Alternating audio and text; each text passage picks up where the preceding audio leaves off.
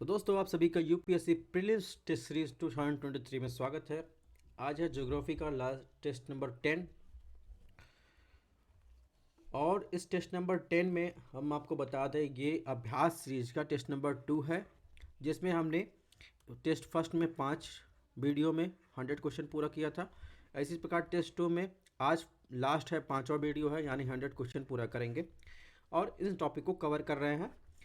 और इसकी पीडीएफ आपको हमारे टेलीग्राम चैनल स्टडी ऑन एडीयू पर, स्टडी ऑन आईएएस पर मिल जाएगी, जहाँ से आप नाम सर्च कर सकते हैं या फिर स्कैन कर सकते हैं। डिस्क्रिप्शन बॉक्स में आपको लिस्ट मिल जाएगी, लिंक मिल जाएगी, आप वहाँ से इसकी पीडीएफ मिल जाएगा पूरा 100 क्वेश्चन के साथ। बाइलिंगुअल सेपरेट क्वेश्चन रहेगा, हिंदी और इंग्लिश में अलग अलग व्याख्या के साथ। प्लस इसकी जो लेक्चर की पीडीएफ भी आपको हमारे टेलीग्राम चैनल पर मिलेगी। इसके अलावा बात करें तो जैसा कि आपको पता ही सभी सब्जेक्ट की टेस्ट सीरीज है, 5 से 6 हज़ार क्वेश्चन सॉल्व करवाने हैं, जिसमें बैक ईयर क्वेश्चन पेपर भी इंक्लूड है और लगभग 600 क्वेश्चन से ज़्यादा हम लोग कर भी चुके हैं अभी। इसके अलावा बात करें और जो टेस्ट सीरीज चल रही है, तो आज साइंस 7 टेक की टेस्ट सीरीज चालू हुई है, कल एक लेक्चर अपलोड हुआ है। इसके अलावा पॉलिटी की लगभग 200 क्वेश्चन हो गए हैं, ज्योग्राफी के लगभग 200 क्वेश्चन हो गए हैं, एनवायरनमेंट के भी। और इसके अलावा बात करें एंशियंट हिस्ट्री, मॉडर्न हिस्ट्री, तो ये सब जो है टेस्ट सीरीज चल रही है। और चैनल को अभी तक आपने लाइक और सब्सक्राइब शेयर नहीं किया है तो ज़्यादा ज़्यादा लोग के पास शेयर कीजिए, लाइक कीजिए। आप लोग देखते हैं लेकिन लाइक नहीं करते, तो आप लाइक भी कीजिए वीडियो को और ज़्यादा से ज़्यादा लोग शेयर कीजिए। तो चलिए दोस्तों, आज के क्वेश्चन को देखते हैं। उस आज के क्वेश्चन को देखने से पहले हम आपको एक बात बता दें कि जैसे जैसे यूपीएससी प्रीलिम्स या और एग्ज़ाम नज़दीक आ रहे हैं, वैसे वैसे आपको जितने भी मैटर हैं उसको अंबार आपको मिल जाएगा। आपको कुछ चूज़ करना पड़ेगा कि आपके लिए क्या लाभदायक है। तो मेरा मानना है, मेरा पर्सनल एक्सपीरियंस है, कई सारे मैंने कुछ ऐसे वीडियो देखे जिसमें जो है लिखा था कि ऑप्शन ए यूपीएससी प्रीलिम्स के लिए ख़तरनाक है या आप इससे सतर्क रहें। ऐसी कोई बात नहीं है। सारे ऑप्शन आपकी जो दिए रहेंगे वो क्वेश्चन के अकॉर्डिंग रहेंगे। ज़रूरी नहीं उसमें कोई ऑप्शन वरीयता आपको नहीं देनी है। आप क्वेश्चन के अकॉर्डिंग ही आप आंसर चयन कीजिएगा।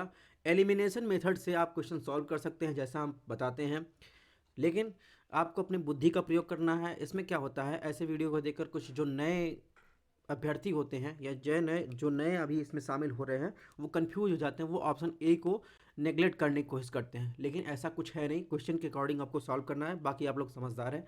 बहरहाल चलिए, आज की टेस्ट नंबर 5 में आज का लास्ट पेपर है, लास्ट मतलब इस सीरीज का टेस्ट 2 का। शुरुआत करते हैं, क्वेश्चन नंबर 81 देखते हैं, जिसमें जल के ऊर्ध्वाधर और क्षैतिज वितरण के संदर्भ में निम्नलिखित कथनों पर विचार कीजिए। ऑप्शन एक दिया थर्मोक्लाइन, यानी थर्मोक्लाइन ताप प्रवणता, जिसमें ताप में अंतर दिखाई देता है। थर्मोक्लाइन एक एरिया होता है समुद्र में, उसके बारे में पूछा है। थर्मोक्लाइन समुद्र में पानी की वो परत है जो गहराई में वृद्धि के साथ ताप में तेजी से घटता है। ऑप्शन दो है समुद्र की सतह उच्चतम तापमान भूमध्य रेखा पर दर्ज किया जाता है क्योंकि यहाँ सूर्य सीधा चमकता है। ठीक है, कौन सा कथन सही है? तो जल के ऊर्ध्वाधर क्षैतिज वितरण से संबंधित आपको बताना है। इससे इस टेस्ट सीरीज से ये भी फ़ायदा, आपका रिवीजन भी हो जाएगा, कॉन्सेप्ट भी शायद क्लियर हो रहा होगा। अगर बात करें ऑप्शन एक की, तो महासागर के सतही जल एवं गहराई परतों के बीच सीमा क्षेत्र पाया जाता है और यह सीमा जो होती है, इस सीमा की बात करें तो यह 100 से 400 मीटर नीचे प्रारंभ होती है और कई सौ मीटर नीचे तक जाती है। वह सीमा क्षेत्र जहां तापमान तीव्र गिरावट आती है और तापमान प्रवणता यानी थर्मोक्लाइन कही जाती है। तो ये थर्मोक्लाइन है, जिसका एरिया लगभग होता है 1000 मीटर तक, ठीक है, होता है जल की सतह से। ठीक है, यहाँ पर तापमान में तेज़ी से गिरावट आती है, ये थर्मोक्लाइन की, यानी बढ़ते हुए अक्षांश के साथ। ये अक्षांश है, ये जो देख रहे हैं increasing temperature in degree Celsius की बात कर रहा है। अगर हमें बढ़ते हुए अक्षांश के साथ, यानी अगर आप इक्वेटर से पोल की तरफ जाएंगे तो 5 डिग्री प्रति अक्षांश की सतही जल का औसत तापमान लगभग जो है 27 डिग्री होता है। तो इस प्रकार देखेंगे, इसमें ऑप्शन एक जो होगा, उसमें ऑप्शन एक जो है सही है, ऑप्शन एक सही है। ऑप्शन दो की बात करें तो ऑप्शन दो जो है, ऑप्शन दो की बात करें तो ऑप्शन दो जो है गलत है। एक सेकंड, ऑप्शन एक सही, ऑप्शन दो की बात करें तो ऑप्शन जो दो है वो गलत है। ठीक है, क्यों गलत है? क्योंकि भूमध्य रेखा पर तीव्र वाष्पीकरण, बादल बनना, बारिश होती है, जिससे तापमान नीचे आ जाता है। तो आप जो है, जो कह रहा है इस पे भूमध्य रेखा पर टेम्परेचर ज़्यादा होता है, तो आप इक्वेटर पर देखेंगे, इक्वेटर की कंडीशन क्या होता है, यहाँ पर हमेशा वो है हाई टेम्परेचर रहता है, और यहाँ पर हमेशा लो प्रेशर की स्थिति बनी रहती है। तो क्या यहाँ पर होता है, यहाँ पर क्या होता है, तीव्र वाष्पीकरण होता है, बादल का बनना, बारिश जारी होती है, जिससे क्या होता है, तापमान में कमी आ जाती है। ठीक है, इसके अलावा वाष्पीकरण के कारण ऊपर की तरफ जो है उतार होता है। ठीक है, कन्वेक्शन करंट के रूप में जो है हवाएं ऊपर उठती है, जो ठंडी समुद्री पानी को नीचे से समुद्र के जल के सतह पर लाता है। इसलिए कम बादल जो है आच्छादन और उत्थान से उष्णकटिबंधीय जल भूमध्य रेखा जल की तुलना में गर्म होते हैं। यानी 23.5 डिग्री की बात कर रहा है, जो 23.5 डिग्री कर्क रेखा मकर रेखा की बात कर रहा है, उसकी बात कर रहा है। यानी भूमध्य को 0 से 10 डिग्री उत्तरी और दक्षिणी के बीच समझे, जबकि उष्णकटिबंधीय जो होते हैं दो कटिबंध ट्रॉपिक्स के बीच होता है।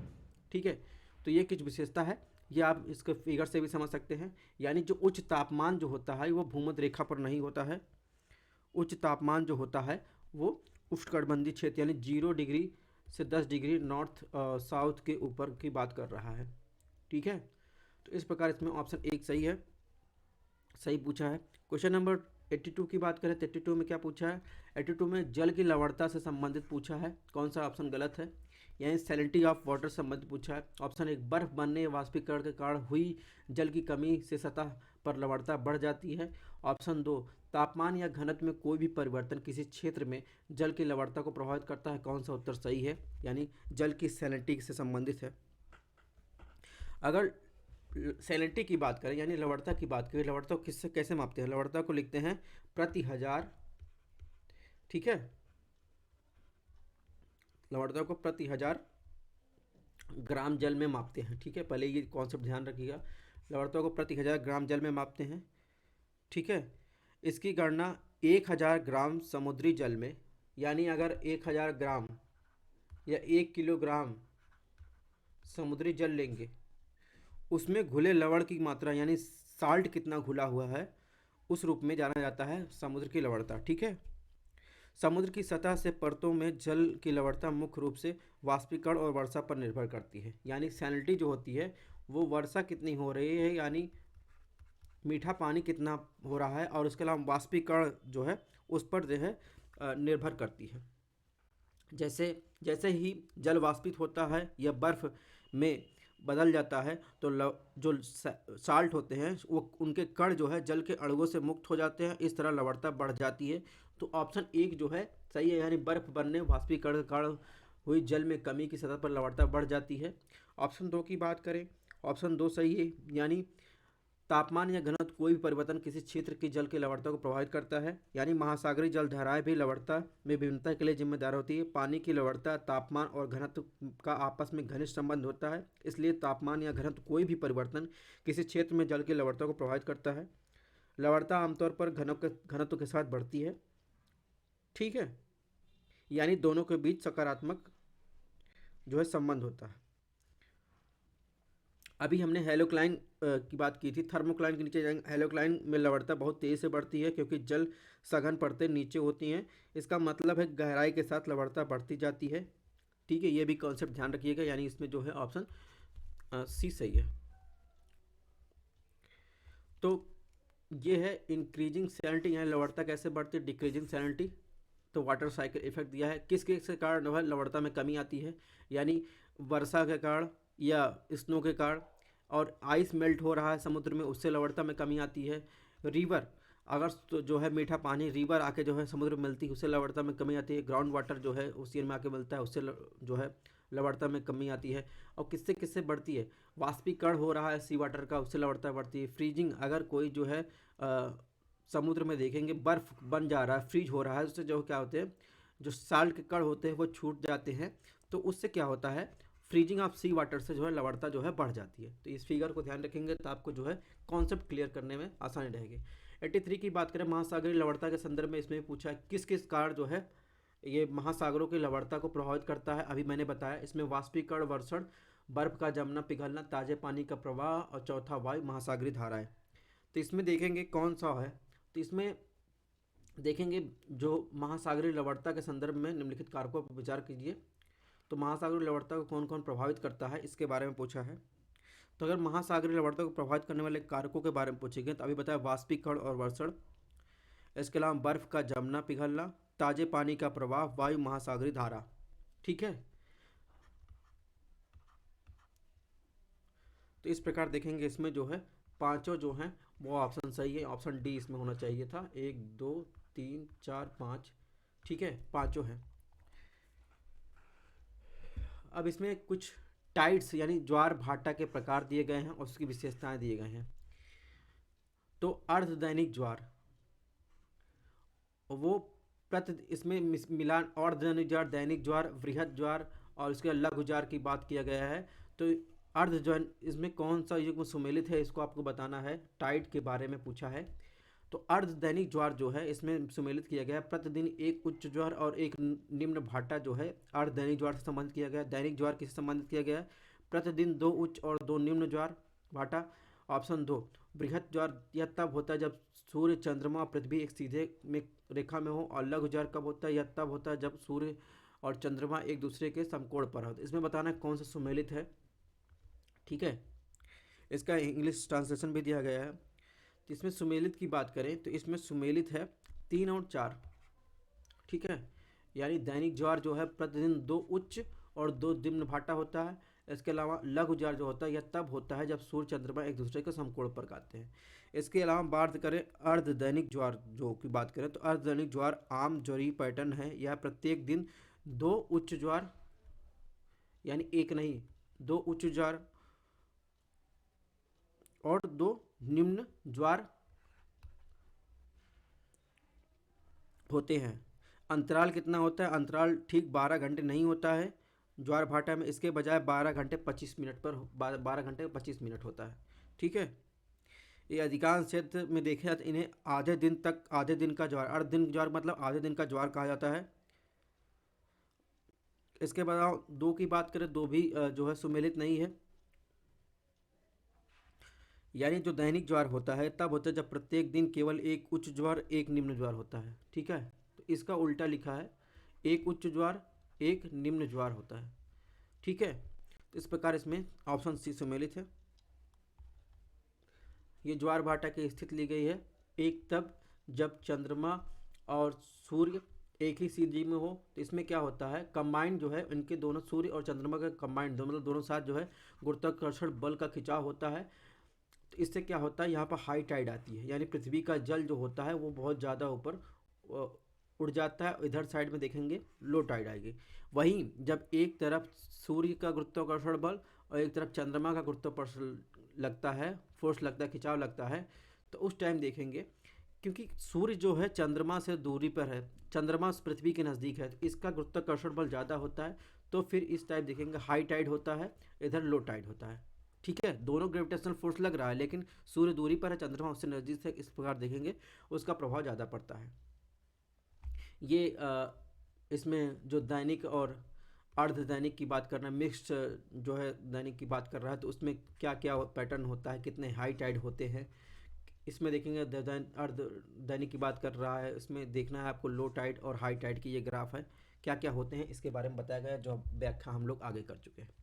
क्वेश्चन नंबर 85 में समुद्री जल की गति के बारे में बात कर रहा है, यानी मूवमेंट ऑफ ओशियन वाटर के बारे में निम्नलिखित कथन पर विचार करना। ऑप्शन 1 दिया है, महासागरीय परिसंचरण पैटर्न मोटे तौर पर पृथ्वी के वायुमंडलीय परिसंचरण पैटर्न से मेल खाता है। ऑप्शन 2 दिया गया है, एक धारा आमतौर पर सतह पर सबसे मजबूत होती है और गहराई के साथ उसकी शक्ति में कमी आती है। ऑप्शन 3, आमतौर पर निम्न और मध्य अक्षांशों में महाद्वीपों के पश्चिमी तट पर गर्म धाराएं देखी जाती है। इसमें कौन सा कथन सही है। ठीक है, तो अगर इसमें सही की बात करें, समुद्री सर्कुलेशन की सॉरी ओशियन जो वाटर है उसके सर्कुलेशन की बात कर रहा है, तो इसमें कौन सा सही है। तो ऑप्शन 1 देखेंगे, ऑप्शन 1 सही है, यानी हवाओं के पैटर्न और समुद्री जल की गति में एक मजबूत रिलेशन होता है। यानी जो ट्रेड विंड्स होती हैं, यानी जो एटमॉस्फेरिक विंड्स होती है, जैसे ट्रेड विंड और व्यापारिक विंड या ट्रेड विंड या पछुआ पवन या वेस्टर्ली विंड की, इनका संबंध जो होता है, उनका पैटर्न कैसा है, वो समुद्री जल से एक घनिष्ठ मजबूत संबंध होता है। प्रमुख महासागरीय जल धाराएं जो होती हैं प्रचलित हवाओं और कोरियालिस बल द्वारा लगाए गए बल के कारण प्रभावित होती हैं। मध्य अक्षांशों में वायु प्रसंचरण एटमॉस्फेरिक सर्कुलेशन मुख्य रूप से प्रतिचक्र एंटी साइक्लोन होता है। निम्न अक्षांशों में क्या होता है, चक्रवाती होता है। तो महासागरीय प्रसंचरण प्रणाली भी उससे भी मेल खाती है। तो इस प्रकार ऑप्शन 1 सही है। ऑप्शन 2 भी सही है, क्योंकि एक धारा आमतौर पर सतह पर सबसे मजबूत होती है जबकि गहराई का उस शक्ति में कमी आती है। ये तो सही है, क्योंकि धारा की गति को क्या ड्रिफ्ट कहा जाता है, इसे नॉटिकल माइल में मापा जाता है। ये भी ध्यान रखना है आपने। एक धारा आमतौर पर सतह पर सबसे मजबूत होती है, गहराई में इसकी शक्ति कम होती है। सतह पर जो एक धारा होती है 5 समुद्री मील से अधिक गति प्राप्त कर सकती है, जबकि गहराई में इसकी गति वही 0.5 समुद्री मील से कम हो जाती है। इसलिए होता है कि यह इसलिए होता है क्योंकि समुद्र की सतह हवा से सीधे संपर्क में आती है, यानी हवा से सीधे संबंध होता है। विशेष रूप से अगर साउथ दक्षिणी गोलार्ध की बात करें तो वहाँ पर जो है समुद्री प्रभाव है, और देखेंगे वहाँ पर जो है महाद्वीप तो है नहीं, तो वहाँ पे हवाएं इतनी तेज़ चलती हैं, तो उससे क्या होता है, जो धाराएं होती हैं वो प्रभावित होती हैं। लगभग 40 डिग्री साउथ में देखेंगे तो इन अक्षांशों पर हवाओं का प्रभाव स्पष्ट रूप से दिखाई देता है, यानी गरजता चालसा ये सब जो है आमतौर पर यहाँ देखने को मिलती हैं। ठीक है, ऑप्शन 3 की बात करें, ऑप्शन 3 गलत है। यानी अगर बात करें ठंडी धाराएं ठंडे पानी को गर्म वाले क्षेत्र में ले जाती हैं, यानी पोलर से ट्रॉपिकल रीजन में, और ये धाराएं आमतौर पर महाद्वीपों के पश्चिमी तट पर चलती हैं निम्न और मध्य अक्षांशों। ठीक है, पश्चिमी तट पर और निम्न और मध्य अक्षांशों में और उच्च अक्षांशों के पूर्वी तट पर पाई जाती हैं। वे प्रत्येक महाद्वीप पर रेगिस्तानों के निर्माण और विस्तार को प्रभावित करती हैं। यानी जो कोल्ड करंट होती हैं वो महाद्वीप के पश्चिमी तट पर चलती हैं। इसके कारण जो है वहाँ पर देखेंगे जब पश्चिमी तट पर चलेंगे तो पश्चिमी तट पर जो क्या होगा वो ठंडा होगा, यानी हाई प्रेशर बनेगा। वहाँ पर टेम्परेचर बढ़ेगा, ये टेम्परेचर बढ़ेगा नहीं तो वर्षा की कोई कंडीशन होगी नहीं, तो वर्षा कंडीशन होगी नहीं तो वहाँ पे डेजर्ट का भी फॉर्मेशन होता है। तो इस प्रकार देखेंगे ऑप्शन 3 गलत है, 1 और 2 सही है, यानी ऑप्शन ए। तो ये कुछ ओशन करंट है जिसमें रेड वाला जो है हॉट करंट है और ब्लू वाला कोल्ड करंट है, इसको आप ध्यान रखिएगा। ठीक है, क्योंकि पूछा जाता है कि जो बेंगुला करंट है वो ठंडी जलधारा है, गर्म जलधारा, तो इसमें कुछ नाम दे देता है। साउथ सोमाली कैसी जलधारा है, कैनरी जो है वो कैसी जलधारा है। इसके अलावा आपको ध्यान रखना है यहाँ पर जो है सार्गेसो सी मिलेगा, इसे गायर के रूप में रहेगा। तो ये नॉर्थ इक्वेटोरियल और गल्फ स्ट्रीम के ये सर्कुलेशन के कारण बनता है, इससे बहुत सारे गायर मिलेंगे, जैसे इंडियन ओशियन गायर, तो साउथ पैसिफिक गायर, तो ये मिलते हैं। इसके अलावा एक फैक्ट और आपको बता दें, तापमान के आधार पर जो होता है जो धारा होती है उसे जो है गर्म और ठंडी जलधारा में जैसे मतलब वर्गीकृत किया जाता है। ठीक है, और ये जो गर्म जलधाराएं होती हैं या जिसकी बात हम कर रहे हैं वो क्या करते हैं, ठंडे पानी वाले क्षेत्रों में गर्म पानी ले जाती हैं। आमतौर पर क्या होता है, लो जो होता है लो निम्न अक्षांश और मध्य अक्षांशों में महाद्वीप के पूर्वी तट पर देखेंगे, महाद्वीप के पूर्वी तट पर। ठीक है, और उच्च अक्षांशों पे क्या होता है, महाद्वीप के पश्चिमी तट पर देखेंगे पाई जाती हैं। तो ये तो होगा क्वेश्चन नंबर 85। अब बात करते हैं 80 नंबर 6 के वायुमंडल की संरचना के बारे में पूछा है। इसमें केवल गैसें होती हैं, इसमें केवल जलवाष्प और गैसें होती हैं, इसमें गैस जलवाष्प धूल कण होते हैं। इस ऑप्शन 4 है, वायुमंडल सभी परतें गैसों का अनुपात समान रहता है। तो एटमॉस्फेरिक स्ट्रक्चर के बारे में जो है क्या सही है चारों में से, तो अगर देखेंगे जो इसमें ऑप्शन सही होगा, इसमें जो है इसमें गैस जलवाष्प धूलकण होते हैं, ये ऑप्शन सही है। केवल जो गैसें होती हैं ये नहीं सही है, केवल जलवाष्प होते हैं ये नहीं सही होगा। ठीक है, वायुमंडल में सभी परतों में गैसों का अनुपात समान रहता है, ये तो गलत ही है। तो इस प्रकार देखेंगे ये तो सीधे सीधे क्वेश्चन है, इसमें केवल 3 होगा, सॉरी ऑप्शन सी या 3। ये कंपोजिशन है एटमॉस्फेयर का, यानी सबसे ज़्यादा नाइट्रोजन पाया जाता है, उसके बाद ऑक्सीजन पाया जाता है कितनी, ठीक है, उसके बाद आर्गन कार्बन डाइऑक्साइड 0.037% तो ये कुछ कंपोजिशन है, इसको आप देख लीजिएगा, बहरहाल पूछा है। ये है अर्थ एटमॉस्फेयर कैसा होता है, यानी सतह से देखेंगे पृथ्वी की होगी, पृथ्वी की सतह से लगभग देखेंगे अगर इक्वेटर पे है तो लगभग आपको ये 12 किलोमीटर की ऊंचाई पर क्या मिलेगा, क्षोभ मंडल मिलेगा, लेकिन अगर वहीं ऊंचाई बढ़ रही है आपकी, ठीक है, मैदानी इलाकों की बात कर रहे हैं, लेकिन अगर वहीं आप जाएंगे पोल की तरफ जाएंगे, जैसे जैसे अक्षांश आपके बढ़ेंगे यानी 90 डिग्री पर जाएंगे, तो क्या होता है, क्षोभ मंडल की ऊंचाई कम हो जाती है। अगर आपको एग्जांपल देना हो, आप यहाँ पर हैं, मैदानी इलाके में बैठे हैं किसी भारत के किसी राज्य में, और वहीं पहाड़ों पर जाएंगे तो क्या क्षोभ मंडल की ऊंचाई कम हो जाती है, ठीक है। यानी आप जो है सघन वायुमंडल से विरल वायुमंडल की तरफ जाते हैं, ठीक है। ज्योग्राफी इज और ऑब्जर्वेशन साइंस, जितना आप ऑब्जर्व करेंगे उतना ज्योग्राफी को समझ पाएंगे। आप मैदानी इलाके में हैं तो यहाँ पर सघन वायुमंडल है, आपको आपके ऊपर प्रेशर बराबर रहेगा, आपके दिल की धड़कन सही चलेगी, आपको सांस लेने में प्रॉब्लम नहीं होगी। जैसे पहाड़ों पर जाएंगे आपको वहाँ पर धूल कण और प्रेशर क्या होगा, प्रेशर कम हो जाएगा, ठीक है, क्योंकि वहाँ पर सघन वायुमंडल नहीं विरल वायुमंडल है। तो आपका हार्ट बीट और वहाँ का प्रेशर मैनेज नहीं हो पाएगा, इससे क्या होगा, आपको सांस लेने में तकलीफ होगी, ऑक्सीजन कमी हो जाएगी, तो यही सब होता है। ओजोन लेयर कहाँ पाया जाता है, ओजोन लेयर आपको समताप मंडल में मिलेगा।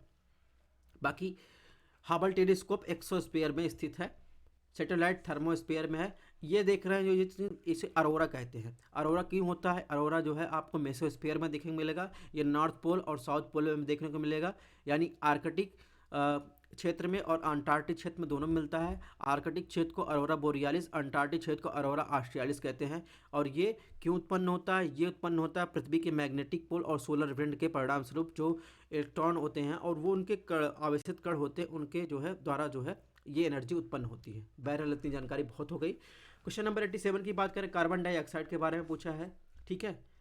कार्बन डाइऑक्साइड आने वाले सौर विकिरण के लिए अपारदर्शी है, लेकिन बाहर जाने वाले स्थलीय विकिरण के लिए पारदर्शी है। ऑप्शन 2, कार्बन डाइऑक्साइड की मात्रा के साथ अन्य गैस की मात्रा पिछले कुछ दशकों मुख्य रूप से जीवाश्म ईंधन के चलने के कारण बढ़ी है। इसमें कौन सा कथन सही है, तो इसमें ऑप्शन 1 गलत है। कार्बन डाइऑक्साइड आने वाले सौर विकिरण के लिए पारदर्शी है, ठीक है। जो दिन में आता है, सोलर एनर्जी आती है, सन एनर्जी आती है, वो शॉर्ट वेव रेडिएशन के रूप में आती है, ठीक है। जो सन एनर्जी होती है वो कार्बन डाइऑक्साइड आने वाले ये एनर्जी के लिए पारदर्शी है, लेकिन बाहर जाने वाले स्थलीय विकिरण क्या होता है, ये मान लीजिए सपोज दिन में इसने क्या किया, शॉर्ट वेव रेडिएशन के रूप में सूर्य का प्रकाश अवशोषित किया पृथ्वी, रात को जब पृथ्वी ठंडा हुई तो उससे पार्थिव विकिरण के रूप में जो है क्या होता है, बाहर भेजा, तो इसे ही कहा स्थलीय विकिरण के लिए अपारदर्शी है कार्बन डाइऑक्साइड। तो इस प्रकार देखेंगे, असली विकिरण के एक भाग को अवशोषित कर लेता है, इसके कुछ भाग पृथ्वी की सतह पर वो परिवर्तित हो जाते हैं, या ग्रीन हाउस गैस काफ़ी हद तक जिम्मेदार होते हैं, जो ये सौर विकिरण जब ये शॉर्ट वेव रेडिएशन के जो है लॉन्ग वेव रेडिएशन के रूप में बदल जाते हैं। तो इस प्रकार ऑप्शन 1 गलत है। ऑप्शन 2 की बात करें, ऑप्शन 2 देखेंगे, ऑप्शन 2 भी गलत है, यानी अन्य गैसों की मात्रा स्थित है, लेकिन कार्बन डाइऑक्साइड की मात्रा पिछले कुछ दशकों में मुख्य रूप से जीवाश्म ईंधन जलने के कारण बढ़ी है, इससे हवा का तापमान भी बढ़ रहा है। इस प्रकार इसमें ऑप्शन डी सही होगा, ना तो 1 ना तो 2, दोनों सही नहीं है। क्वेश्चन नंबर 88 में पूछा है, निम्नलिखित कथनों पर विचार कीजिए। ऑप्शन 1 की बात करें, नाइट्रोजन कार्बन डाइऑक्साइड वायुमंडल का लगभग 99% हिस्सा बनाते हैं, शेष लगभग 1% वायुमंडल का निर्माण करते हैं। ऑप्शन 2 की बात किया है, ओजोन पृथ्वी की सतह से 10 से 50 किलोमीटर के बीच पाई जाती है, यह और एक फिल्टर के रूप में कार्य करती है, जो और सूर्य से आने वाली अवरक्त यानी इंफ्रारेड जो किरणें हैं उनको अवशोषित करती है और पृथ्वी की सतह तक पहुंचने से रोकती है। इसमें कौन सा कथन सही है, तो वायुमंडल कंपोजिशन के बारे में पूछा है, तो नाइट्रोजन जैसे बताया कि 78.08% है, तो नाइट्रोजन, ऑक्सीजन और स्वच्छ शुष्क हवा लगभग क्या 99% है, नाइट्रोजन और ऑक्सीजन। कार्बन डाइऑक्साइड कितना है, कार्बन डाइऑक्साइड तो देखेंगे लगभग 0.37% है, ऑक्सीजन कितना है, लगभग 21% है, तो ये ऑप्शन गलत हो जाएगा। ऑप्शन 2 की बात करेंगे तो 2 भी गलत है, ठीक है।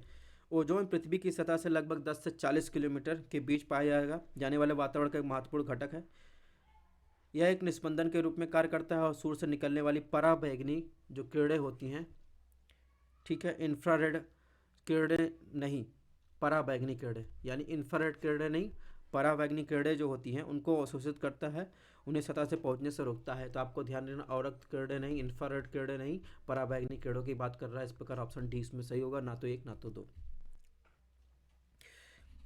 तो ये वायुमंडल का कंपोजिशन, इसको आप देख लीजिएगा, और पहला ऑप्शन इसी से है, ऑक्सीजन और नाइट्रोजन होता है, इसके पूछा कार्बन डाइऑक्साइड 0.037% है। क्वेश्चन नंबर 89 की बात करें, फिर वायुमंडल संरचना के बारे में पूछा है। इसमें पूछा जलवाष्प जो होता है, यानी वाटर वेपर जो होता है, ऊंचाई के साथ घटता है और भूमध्य रेखा से ध्रुवों की ओर जाने पर बढ़ता है। ऑप्शन 2 की बात की, धूल के कण वायुमंडल की निचली परतों में केंद्रित होते हैं, वे अधिक ऊंचाई पर नहीं जा पाते हैं, अधिक ऊंचाई पर नहीं पाए जाते हैं। ऑप्शन 3, भूमध्य रेखीय और ध्रुवीय क्षेत्र की तुलना में उपोष्ण कटिबंधीय समशीतोष्ण जो क्षेत्र में धूल के कणों उच्च सांद्रता पाई जाती है। ऊपर दिए कथनों में कौन सा कथन सही है? वायुमंडलीय कंपोजिशन के बारे में पूछा है। तो इसमें अगर वायुमंडल में जलवाष्प स्थिर नहीं होते, ये तो आपको पता ही है, वे ऊंचाई के साथ घटते जाते हैं। जलवाष्प जो होते हैं ऊंचाई के साथ क्या होता है, घटते जाते हैं। सपोज आप क्या होता है, जब समुद्र का जल का तापमान बढ़ता है, ठीक है, तो वहाँ पर जो है टेम्परेचर होता है वो हाई होता है और लो प्रेशर होता है। इससे क्या होता है, जलवाष्प जो है आर्द्रता बढ़ती है, वायु जो है आर्द्र होकर ऊपर उठता है। जैसे जैसे ऊपर होगा क्या होगा, ठंडी होती जाएगी, ठंडी होती जाएगी तो जलवाष्प की मात्रा क्या होती है, कम होती जाती है। तो जलवाष्प की मात्रा जहाँ कम होती जाती है, जहाँ पर वायु संतृप्त हो जाती है, वहीं पर वो बादल बनकर और बूंदों के रूप में वर्षा करते हैं। ये ध्यान रखेंगे, ये कॉन्सेप्ट आपका वर्षण का क्लियर है। अगर आपने वर्षा का कॉन्सेप्ट क्लियर किया है तो जलवाष्प ऊंचाई के साथ घटता है, ये आप कहेंगे सीधे सीधे गलत है। और उष्ण और आर्द्र उष्णकटिबंध में वायु के आयतन लगभग 4% है, जबकि रेगिस्तान और ध्रुवीय क्षेत्र के शुष्क और ठंडे क्षेत्रों में यह हवा का 1% से कम हो जाता है। तो देखेंगे भूमध्य रेखा से ध्रुवों की ओर जलवाष्प घटता जाता है, ठीक है, भूमध्य रेखा से ध्रुवों की ओर जलवाष्प क्या होता है, घटता जाता है। तो यहीं पर गलत हो गया ये ऑप्शन। ऑप्शन 2 की बात करें, ये भी गलत है। धूल कण आमतौर पर वायुमंडल के निचली परतों में केंद्रित होते हैं। जैसे मैंने बताया कि धूल कण, यानी अगर आप मैदानी इलाकों में रह रहे हैं, मैदानी इलाकों में रह रहे हैं तो वहाँ पर क्या होगा, धूल कण ज़्यादा होंगे। धूल कण ज़्यादा होंगे तो वायुमंडल क्या होगा, सघन होगा। सघन होगा तो क्या होगा, यहाँ पर प्रेशर जो है ज़्यादा पाएगा, तो वहीं ऊंचाई पे पढ़ेंगे तो ये धूल कण आपको कम मिलेंगे, ठीक है। आसमान साफ मिलेगा, आसमान साफ मिलेगा यानी आपको वायुमंडल विरल मिलेगा, विरल मिलेगा इसका मतलब क्या होता है, यहाँ पर प्रेशर आपको कम मिलेगा। प्रेशर कम है तो प्रेशर कम होने से क्या होता है दोस्तों, प्रेशर कम होगा तो यहाँ पर आप जाएंगे, तो यहाँ पर आप क्या होता है, अभी इसके पहले मैंने बताया कि आपको सांस लेने में परेशानी हो सकती है, ठीक है। जो मैदानी इलाकों में रहते हैं वो क्या पहाड़ों पर चढ़ गए, उनको सांस लेने में पानी प्रॉब्लम हो सकती है, ठीक है, क्योंकि वायुमंडल की वजह से आपके हार्ट बीट और वायुमंडल का प्रेशर मैनेज नहीं कर पाएगा। तो आपको अगर ऑब्जर्व किए हैं कुछ चीज़ें, पहाड़ों में गए हैं, तो बहुत सारे क्वेश्चन हो सकता है आपके सही हो सकते हैं, ठीक है, यानी ऑप्शन 2 भी गलत है। ऐसे किसकी व्याख्या की बात करें तो धूल कण आमतौर पर वायुमंडल निचली परतों में पाए जाते हैं, यानी मैदानी इलाकों में, ठीक है। अगर फिर भी संवहन वायु धाराएं उनसे बहुत ऊंचाई तक पहुंच सकती हैं, इसकी व्याख्या है। ऑप्शन 3 की बात करें तो ऑप्शन 3 जो है सही है। भूमध्य रेखीय और ध्रुवीय क्षेत्रों की तुलना में शुष्क हवाओं के कारण उपोष्णकटिबंधीय और समशीतोष्ण क्षेत्रों में धूल के कण उच्च सांद्रता पाई जाती है। धूल और लवण के कण हाइड्रोस्कोपिक नाभिक के रूप में कार्य करते हैं, जिसके चारों ओर जल वाष्प संग्रहित होकर बादल उत्पन्न करते हैं। तो इसमें ऑप्शन डी सही है। क्वेश्चन नंबर 90 की बात करें, ये भी वायुमंडल की संरचना के बारे में क्वेश्चन है। ऑप्शन 1, घनत्व पृथ्वी की सतह के पास सबसे अधिक होता है और बढ़ती ऊंचाई के साथ बढ़ता है। यही कॉन्सेप्ट मैंने आपको बताया था, फिलहाल देख लेते हैं। तापमान स्थिति के आधार पर वायुमंडलीय स्तंभ को 7 अलग अलग परतों में बांटा जाता है, कौन सा कथन सही है? अभी मैंने बताया वायुमंडल के अलग अलग घनत्व और तापमान के साथ अलग अलग परतें होती हैं, यानी पृथ्वी की सतह के पास सबसे अधिक और बढ़ती ऊंचाई के साथ क्या होता है, जो डेंसिटी होती है वो घटती है, ठीक है। ऑप्शन 1 गलत, ऑप्शन 2 गलत। यानी वायुमंडल के स्तंभ की बात करें तो तापमान स्थित के आधार पर 5 अलग अलग परतों में पाया जाता है। यानी कौन कौन सी परतें हैं, परतों की बात करें तो इसमें नहीं लिखा गया, लेकिन मैं आपको बता देता हूँ परतें कौन कौन सी है। परतें देखेंगे, एक सेकंड, तो 5 अलग अलग परतें कौन कौन सी है? 5 अलग अलग परतें हम आपको बताएं। सबसे नीचे पृथ्वी की सतह, ठीक है, ये पृथ्वी हो गई। उसके ऊपर जाएंगे लगभग, अगर मैदानी इलाका वहाँ से 12 किलोमीटर गए, लगभग 12 किलोमीटर, क्या आ जाएगा? क्षोभ मंडल। इसके ऊपर गए, क्या आएगा? समताप मंडल, समताप। इसके ऊपर गए, क्या आएगा? इसके ऊपर गए तो आएगा आपका मध्य मंडल, जिसे मेसोस्फीयर कहते हैं। इसके ऊपर गए तो क्या आएगा? इसके ऊपर गए आपको बाह्य मंडल आएगा, एक्सोस्फीयर आएगा, बाह्य मंडल। इसके ऊपर गए आपको बहिर्मंडल आ जाएगा, एकदम आप बाहर निकल गए। तो इस प्रकार 1 2 3 4 5 5 परतें पाई जाती हैं। तो इस प्रकार देखेंगे इसमें जो है ऑप्शन डी सही होगा, यानी ठीक है, ऑप्शन डी सही होगा। अब क्वेश्चन नंबर 91 की बात करें, क्षोभ मंडल के बारे में पूछा है इसमें क्वेश्चन। ऑप्शन है कि यह वायुमंडल की सबसे निचली परत है और यह ऊंचाई बढ़ने के साथ तापमान बढ़ता है। ऑप्शन 2 की बात करें, जलवायु मौसम में जो सब परिवर्तन होते हैं वो क्षोभ मंडल में ही होते हैं। कौन सा प्रयोग सही है? एक क्वेश्चन इससे रिलेटेड आ चुका है, थोड़ा सा वर्ड जो है इधर उधर किया है, यूपीएससी और यूपीपीएससी में ऐसा क्वेश्चन पूछा जा चुका है, थोड़ा सा क्वेश्चन को घुमा दिया है, ठीक है, उसी से रिलेटेड क्वेश्चन है। तो इसमें देखेंगे ऑप्शन 1 जो है वो गलत है, यानी क्षोभ मंडल वायु की सबसे निचली परत है। इस परत की औसत ऊंचाई 13 किलोमीटर है, ध्रुवों पर 8 किलोमीटर, भूमध्य रेखा पर लगभग 18 किलोमीटर की ऊंचाई तक फैला हुआ है। तो मैंने जो बताया वहाँ से बताया 12 किलोमीटर बताया, तो वो 18 किलोमीटर। कुल मिलाकर कॉन्सेप्ट ये था, आपको जो है भूमध्य रेखा पर ये कम मिलेगी, ध्रुवों पर जो है ऊंचाई कम हो जाएगी, ये आपको ध्यान रखना है। किलोमीटर कितना है ये मैटर नहीं करता, आपको ये कॉन्सेप्ट रहना चाहिए, ठीक है। तो क्षोभ मंडल की मोटाई जो है भूमध्य रेखा पर सबसे अधिक होती है, क्योंकि तीव्र संवहन धाराओं द्वारा ऊष्मा को बड़ी ऊंचाई तक पहुंचाया जाता है। क्षोभ मंडल में तापमान प्रत्येक 165 मीटर, आपको 165 मीटर पृथ्वी की सतह से बढ़ेंगे ऊपर की तरफ तो 1 डिग्री सेल्सियस तक तापमान में कमी आती है। इसे क्या कहते हैं? नॉर्मल लैप्स रेट, ठीक है, नॉर्मल लैप्स रेट, NLR। तो इस प्रकार ऑप्शन 1 जो है गलत है।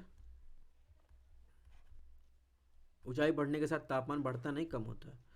ऑप्शन 2 की बात करें तो ऑप्शन 2 सही है, यानी क्षोभ मंडल में धूल के कण और जलवाष्प होते हैं, जो जलवायु और मौसम में होने वाले सभी परिवर्तन होते हैं। यानी कुल मिलाकर जो मौसम और जलवायु में परिवर्तन वो क्षोभ मंडल में ही होते हैं, ठीक है।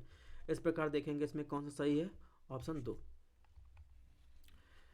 तो ये पृथ्वी की जो है 5 परतें हैं, ये आप देख इसके बारे में बात कर ही चुके हैं।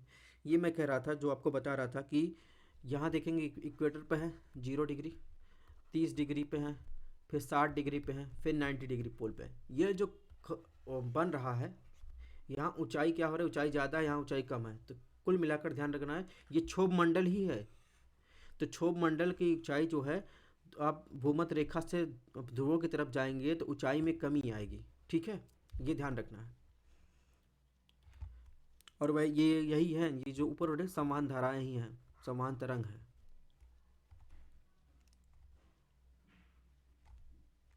और यहाँ पर देखेंगे एक चीज़ और बताएं, यहाँ पर लो प्रेशर होगा, फिर हाई प्रेशर होगा, यहाँ पर लो प्रेशर होगा, यहाँ पर हाई प्रेशर। जहाँ पर लो प्रेशर है वहाँ पर देख रहे हैं पानी बरस रहा है। इसका कारण क्या है? आपने जो है क्लैम्टोलॉजी में पढ़ा होगा, नहीं पढ़ा होगा तो सेपरेट क्लास होगी, वहाँ पर समझा देंगे। बहरहाल आधे लोगों को समझ में आ गया होगा। 92 की बात करें, क्योंकि हमने इसकी पहले बात की ही थी। फिर 92 की बात करें, वायुमंडल में कौन सी परतें जहाँ ऊंचाई के साथ तापमान बढ़ता है? ये तो पता ही आपको, क्षोभ मंडल में तो नहीं बढ़ता है, क्योंकि अभी इसकी बात कही जा चुकी है। समताप मंडल एक ऐसा मंडल है, देखेंगे, और बाह्य मंडल, 2 ऐसे मंडल है जहाँ ऊंचाई के साथ जो है तापमान में वृद्धि होती है, ठीक है। यानी थर्मोस्फेयर और स्ट्रेटोस्फेयर में तापमान के साथ जो है वृद्धि होती है, ये आपको ध्यान रखना है। क्वेश्चन नंबर 93 की बात करें, यानी एक्सोस्फेयर जो बहिर्मंडल है उसके बारे में बात कर रहा है। यह वायुमंडल का सबसे ऊपरी परत होता है। हीलियम और हाइड्रोजन जैसी हल्की गैसें यहीं पर अंतरिक्ष में तैरती रहती हैं। ऑप्शन 2 की बात की, यह मध्य सीमा के ऊपर 80 से 400 किलोमीटर के बीच होता है। इसमें कौन सा कथन सही है? एक्सोस्फेयर के बारे में आपको पूछा है। तो इसमें देखेंगे एक्सोस्फेयर में ऑप्शन 1 जो देखेंगे, यह वायुमंडल की सबसे ऊपरी परत होती है, ये सही है। यहाँ धीरे धीरे अब बाह्य अंतरिक्ष में विलीन हो जाती है ये परत। हीलियम और हाइड्रोजन जैसे हल्की गैसें यहाँ अंतरिक्ष में तैरती रहती हैं। शोध की कमी के कारण इसके बारे में बहुत कम जानकारी है। ऑप्शन 2 की बात करें, जो एक्सोस्फीयर होता है वो 80 से 400 किलोमीटर तक फैला हुआ होता है।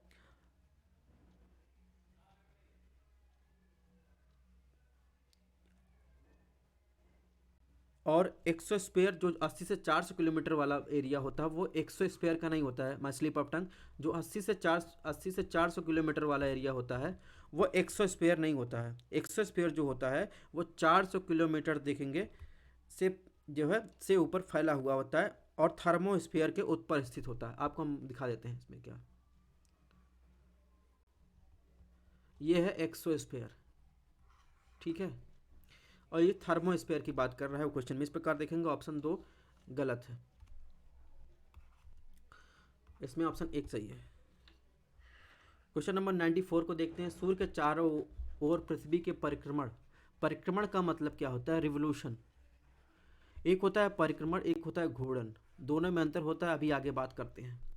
पृथ्वी के चारों ओर परिक्रमण के संदर्भ में निम्नलिखित कथनों पर विचार कीजिए। ऑप्शन 1 है, सूर्य के चारों ओर परिक्रमण के दौरान 4 जुलाई को पृथ्वी सूर्य से सबसे निकट होती है और इसे क्या कहते हैं? उपसौर, यानी एपीहीलियन कहते हैं। ऑप्शन 2 है, 3 जनवरी को पृथ्वी सूर्य के सबसे दूर होती है और इसे उपसौर कहा जाता है। उपसौर मतलब पेरीहीलियन कहा जाता है। कौन सा कथन सही है? ठीक है, तो इसमें जो सही है तो बात करेंगे तो ऑप्शन 1 गलत है, ऑप्शन 2 भी गलत है। क्यों गलत है बात करते हैं। क्योंकि सूर्य के चारों ओर अपनी परिक्रमा के दौरान पृथ्वी जो है 4 जुलाई, ठीक है, 4 जुलाई को सूर्य जो है पृथ्वी से क्या 152 मिलियन किलोमीटर सब दूर होती है। 152 मिलियन किलोमीटर दूर होती है, 4 जुलाई कंडीशन है, ठीक है। वहीं अगर आएंगे 3 जनवरी की जो कंडीशन रहेगी उसमें क्या होता है, पृथ्वी 147 मिलियन किलोमीटर जो है पास होती है। इसे उपसौर कहा जाता है, यानी पास। आम अपेक्षा इसे अपसौर कहा जाता है, यानी दूर, ठीक है। ये कंडीशन होती है। तो इस प्रकार देखेंगे इसमें जो है 1 और 2 दोनों गलत हैं। 4 जुलाई को क्या कहा जाता है? 4 जुलाई को जो है अपसौर कहा जाता है, जबकि तो इसमें कौन सा कथन सही है? इसमें जो है ऑप्शन डी सही है, ठीक है।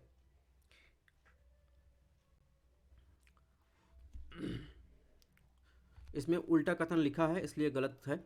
जैसा मैंने बताया कि 4 जुलाई वाला जो कंडीशन होता है उस समय क्या होता है, पृथ्वी जो है ये क्या होती है, सब दूर होती है सूर्य से। और 3 जनवरी वाला पृथ्वी जो है सूर्य से पास होती है, सबसे पास। ये क्यों दिया गया है? तो ये आपको दिया गया है कि पृथ्वी के जो है देखेंगे, ये जो नॉर्थ और साउथ देख रहे हैं ये पृथ्वी के जो है एक्सिस हैं, पृथ्वी के एक्सिस है, जियो एक्सिस हैं।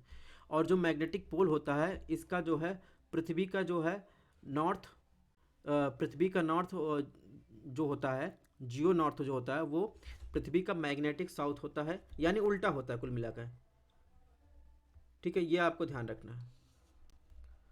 बाकी इसके बारे में हम लोग आगे पढ़ेंगे, ये तो ऐसे ही थोड़ा सा दे दिया था। क्वेश्चन नंबर 95 की बात करें। वायुमंडल को गर्म होने और ठंडा होने के संदर्भ में निम्नलिखित कथनों पर कौन सा कथन सही नहीं है? ऑप्शन 1, चालन तब होता है जब चालन तब होता है जब असमान तापमान वाले 2 पिंड एक दूसरे के संपर्क में होते हैं। ठंडे पिंड से गर्म पिंड की ओर ऊर्जा का प्रवाह होता है। ऑप्शन 2, वायुमंडल के क्षैतिज तापन की प्रक्रिया को संवहन कहते हैं। ऑप्शन 3, तापमान ऊर्ध्वाधर प्रक्रिया को अभिवहन कहते हैं, यानी एडवेक्शन कहते हैं। सही उत्तर का आपको चयन करना है। तो वायुमंडल के गर्म होने और ठंडा होने के संदर्भ में पूछा है, ठीक है।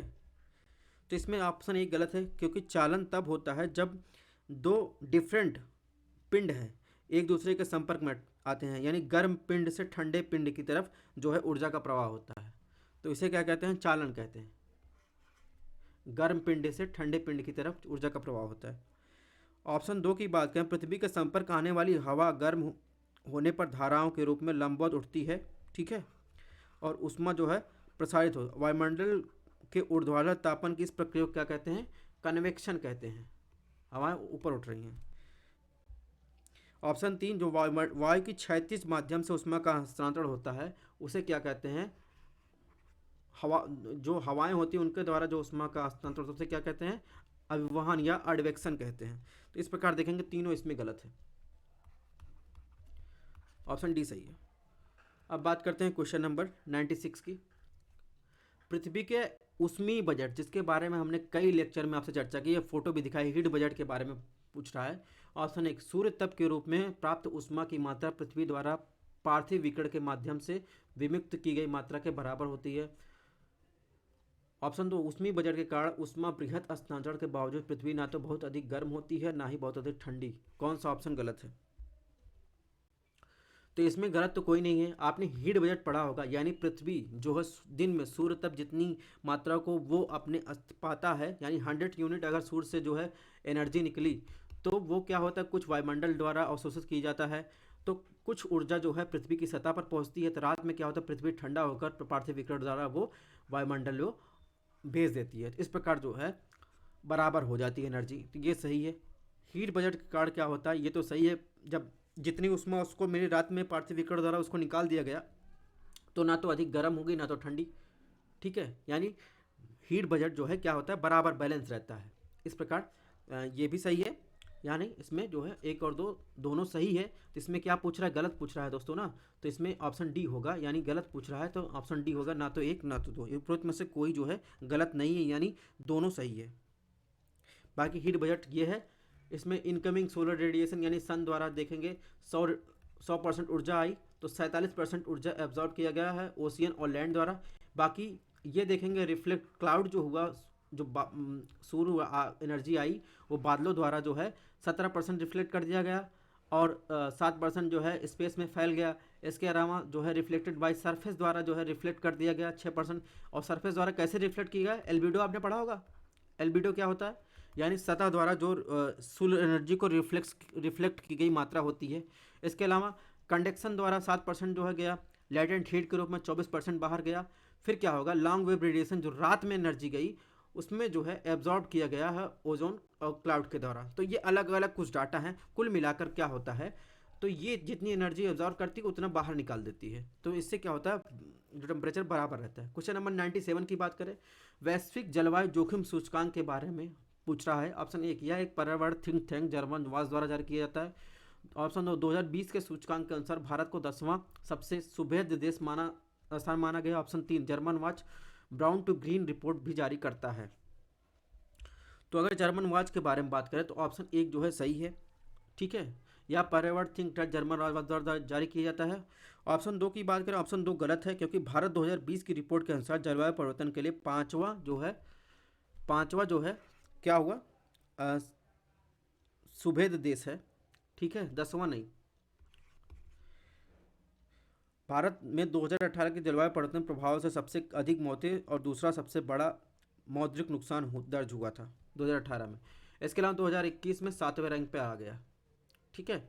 ऑप्शन तीन की बात करें तो तीन गलत है, क्योंकि brown to green report climate transparency partnership द्वारा जारी किया जाता है, ना कि जो जर्मन वॉच है उसके द्वारा, या जो है क्लाइमेट ट्रांसपेरेंसी पार्टनरशिप G20 के जलवायु प्रदर्शन की सबसे व्यापक समीक्षा है। तो इस प्रकार देखेंगे इसमें क्या सही है, ऑप्शन ए सही है, ऑप्शन एक सही है। क्वेश्चन नंबर 98 को देखते हैं।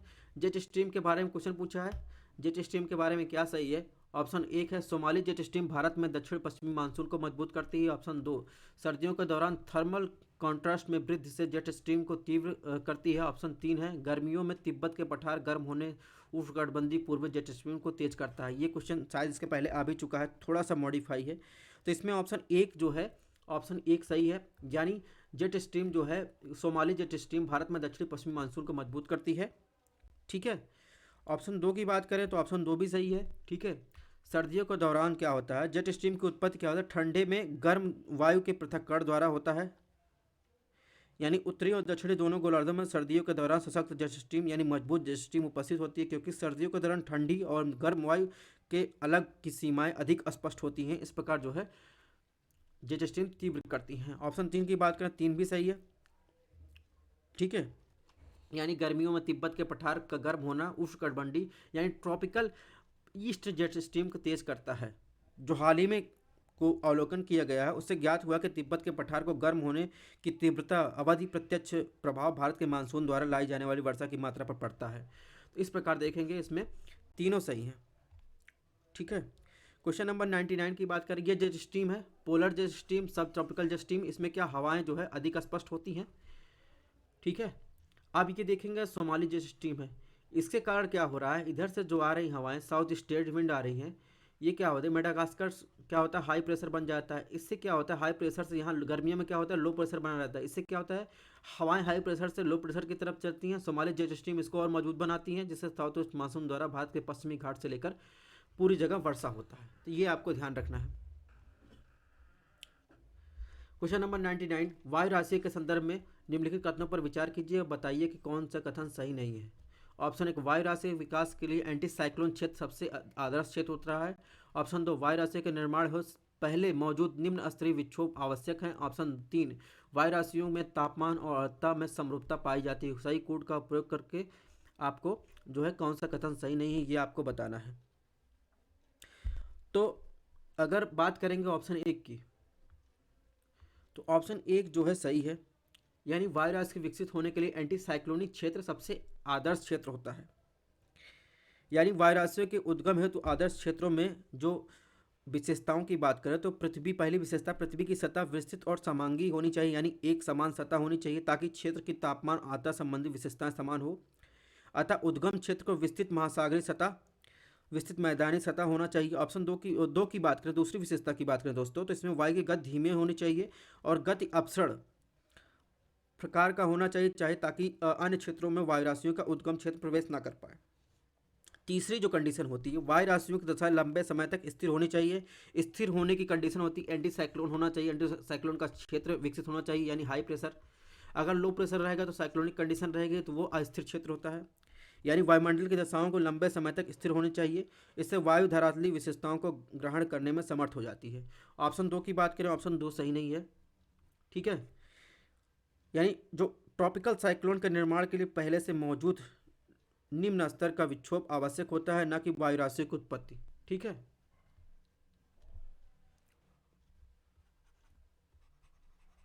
ये जो विशेषता है ये ट्रॉपिकल साइक्लोन के लिए है। ऑप्शन 3 की बात करें, 3 सही है। ठीक है, वायु राशियों का तापमान आर्द्रता में समरूपता पाई जाती है। इस प्रकार देखेंगे इसमें कौन सही है कौन सा सही नहीं है। तो इसमें देखेंगे ऑप्शन जो 2 है वो सही नहीं है, बाकी 1 और 2 सही है। 1 और 3 सही है, 2 सही नहीं है। इस क्वेश्चन के हिसाब से ऑप्शन सी होगा। तो ये कुछ है। क्वेश्चन नंबर 100 की बात करते हैं। ITCZ की उत्पत्ति के संदर्भ में निम्नलिखित कथनों पर विचार कीजिए, बताइए कौन सा कथन सही है। ऑप्शन 1, ITCZ दो विपरीत वायु राशि का अपसरण का परिणाम होता है। कीवर्ड दो विपरीत वायु राशियाँ। ऑप्शन बी, ITCZ की उत्पत्ति उपोष्णकटिबंधीय उच्च दाब वाले क्षेत्र में होती है। ऑप्शन सी, मध्य अक्षांश चक्रवात का बनना ITCZ यानी इंटर ट्रॉपिकल कन्वर्जन जोन की विशेषताओं में से एक है। ऑप्शन डी, ITCZ निम्न दाब का एक विस्तृत क्षेत्र जहां वायु का फैलाव ऊपर की ओर होता है। तो ITCZ के बारे में दोस्तों पूछा है, तो ऑप्शन 1 सही नहीं है। ठीक है, दो विपरीत वायु राशियाँ, ये तो सरासर गलत हो जाएगा, क्योंकि जो व्यापारी पवनें होती हैं उनके टकराने का परिणाम स्वरूप जो होता है उत्तरी गोलार्ध के उत्तर पूर्वी पवनें जो होती हैं दक्षिणी गोलार्ध में दक्षिण पूर्वी व्यापारी पवनें आपस में मिल जाती हैं। यानी उत्तर की उत्तर पूर्वी पवनें व्यापारी पवनें, दक्षिण की दक्षिणी वो व्यापारी पवनें यहाँ पर आकर मिल रही हैं। ये उत्तर की व्यापारी पवनें हैं, उत्तर पूर्वी, दक्षिण के दक्षिण पूर्वी पवनें यहाँ पर आकर मिल रही हैं। तो क्या होता है यहाँ पर जो है ये ITCZ बनता है। ठीक है, जब व्यापारी पवनें आपस में मिल जाती हैं, यह टकराती हैं, तो उस क्षेत्र में वायुमंडल के ऊपर की ओर उठती हैं। अब ये टकराई, अब क्या होंगे, ये गर्म पवनें हैं, ये ऊपर की ओर उठी। ठीक है, तो इसमें जो है दो विपरीत वायु राशियाँ नहीं, समान वायु राशियाँ हैं। इस प्रकार ऑप्शन 1 गलत है। ऑप्शन 2 गलत है, क्योंकि ITCZ जो होता है विषुवत रेखीय अपसरण क्षेत्र होता है या उष्णकटिबंधीय वातावरण के रूप में जाना जाता है, जो वैश्विक प्रसंचरण प्रणाली में महत्वपूर्ण भूमिका निभाता है। यह एक क्या होता है लो प्रेशर वाला क्षेत्र होता है, हाई प्रेशर वाला क्षेत्र नहीं होता है। ऑप्शन 3 की बात करें तो ये भी सही नहीं है। ऑप्शन 4 की बात करें, 4 सही है, क्योंकि ITCZ का अपसरण जिसे विषुवत रेखीय अपसरण क्षेत्र रूप में जाना जाता है वो व्यापारी पवनों और ऊपर उठने वाली वायु का अपसरण क्षेत्र होता है जो भूमध्य रेखा के निकट पृथ्वी के चारों ओर घेरता है। तो इस प्रकार देखेंगे। और इसके अलावा एक आपको और बता दें कि ये जो होता है ITCZ, ये शांत जो है सतही वायु का महासागरीय क्षेत्र, अर्थात इसे क्या कहते हैं, डोल्ड्रम एरिया कहते हैं। डोल्ड्रम मतलब क्या होता है? डोल्ड्रम मतलब होता है शांत क्षेत्र। ठीक है। ITCZ जो है संपूर्ण वर्ष के दौरान सूर्य के साथ उत्तर दक्षिण होता है, यानी सूर्य का जब उत्तरायण हो रहा है तो ITCZ क्या होता है, उत्तर की तरफ चला जाए। सूर्य का दक्षिणायन होगा तो सूर्य के जो है मकर रेखा पर आएगा, सूर्य का प्रकाश जब पड़ेगा, सूर्य का दक्षिणायन होता है तो वो दक्षिण की तरफ आ जाता है। तो इस प्रकार देखेंगे इसमें ऑप्शन डी जो है 100 में देखेंगे, 100 क्वेश्चन है ना, तो इस प्रकार देखेंगे इसमें कौन सा कथन सही है। ऑप्शन डी जो है सही है। ठीक है, यानी लो प्रेशर वाला क्षेत्र होता है, विपरीत नहीं होती है और उपोष्ण नहीं, ये भूमध्य या ट्रॉपिकल में होता है। यहाँ पर मध्य अक्षांशीय वाला कोई सीन ही नहीं है। तो इस प्रकार इसमें ऑप्शन डी सही है। तो दोस्तों इस प्रकार देखेंगे ये ITCZ का एक और फिगर है, यानी सेम जो है विंड होती है, इधर साउथ ईस्ट ट्रेड विंड, इधर नॉर्थ ईस्ट ट्रेड विंड, तो विपरीत जो है वायु राशियाँ नहीं हैं। गर्म होकर हवाएं ऊपर उठी ट्रोपोपास तक, क्षोभ मंडल की तरफ। तो इस प्रकार बाकी व्याख्या हम लोग आगे देखेंगे। तो दोस्तों इस प्रकार टेस्ट 5 हुआ, यानी 100 क्वेश्चन इस टेस्ट को 2 का पूरा हो गया। इसका हिंदी और इंग्लिश दोनों का जो है कंपाइलेशन व्याख्या के साथ हम पर टेलीग्राम चैनल पर दे देंगे, साथ ही साथ इसकी PDF भी दे देंगे, आप वहाँ से देख सकते हैं। अगर आपको थोड़ा सा भी टेस्ट पसंद आया हो तो चैनल को लाइक सब्सक्राइब करिए और ज़्यादा से ज़्यादा लोग पहुँच पाए। और thanks for watching, stay tune, अपने हेल्थ का ध्यान रखिए, मिलते हैं नेक्स्ट टेस्ट में।